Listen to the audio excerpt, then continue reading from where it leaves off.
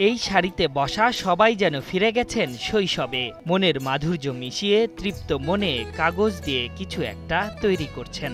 ব্যতিক্রমী এই প্রতিযোগিতার লক্ষ্য আধুনিকতা থেকে কিছু সময়ের জন্য সবাইকে শৈশবে ফিরিয়ে নিয়ে যাওয়া। আর এখানকার প্রতিযোগী ৫ থেকে ৫০ সবাই। আমরা ছোটবেলায় এই কার্ডগুলো তৈরি করে বন্ধু বান্ধবদের, বিভিন্ন আত্মীয় স্বজনদের আমরা এটা দিতাম।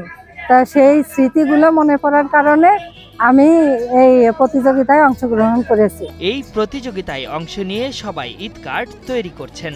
শিক্ষার্থীদের পাশাপাশি তাল মিলিয়ে প্রতিযোগিতা করছেন অভিভাবকরা। এমন আয়োজনে অংশ নিতে পেরে আনন্দিত তারা।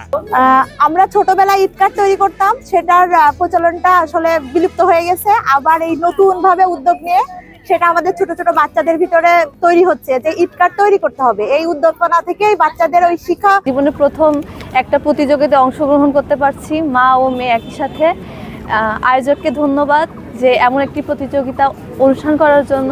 এখন তো ভার্চুয়াল যুগ, এখন তো খুব একটা শুভেচ্ছা বিনিময় হয় না। তাও যদি আমি এখন এই কার্ডটা একজনকে দিই তাহলে তার সে খুশি হবে, প্লাস সে যখন এটার দিকে তাকাবে আমার কথা মনে করবে। মাগুরা জেলা প্রশাসন ও পরিবর্তন নামের সংগঠনের আয়োজনে গত বছর থেকে এই প্রতিযোগিতা অনুষ্ঠিত হচ্ছে। এবার ২৫০ জন রেজিস্ট্রেশন করলেও ১৭০ জন অংশগ্রহণ করেছেন।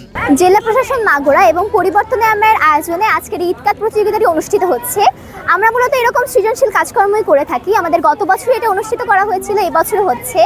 এখানে আমরা দেখতে পাচ্ছি ৫ বছর থেকে শুরু করে ৫০ বছর পর্যন্ত মানুষ এখানে অংশগ্রহণ করছে। ঈদ সবার মাঝে সৌহার্দ্য সম্প্রীতি বয়ে আনে, তৈরি করে মেলবন্ধন। কিন্তু মেটার যুগে সবাই তা ভুলতে বসেছেন।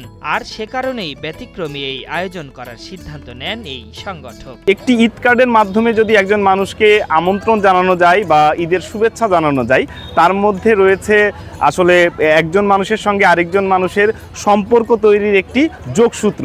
তো সেই প্রচলনটি একসময় আমাদের দেশে ছিল, এটি হারিয়ে গিয়েছে।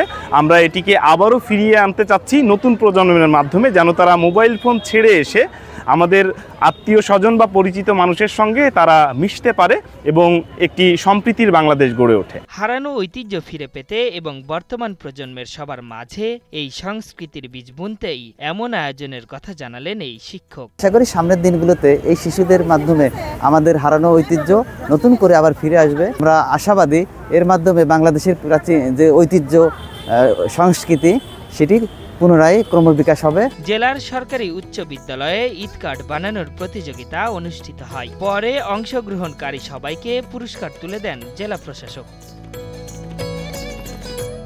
আশরাফুল ইসলাম, ৭১।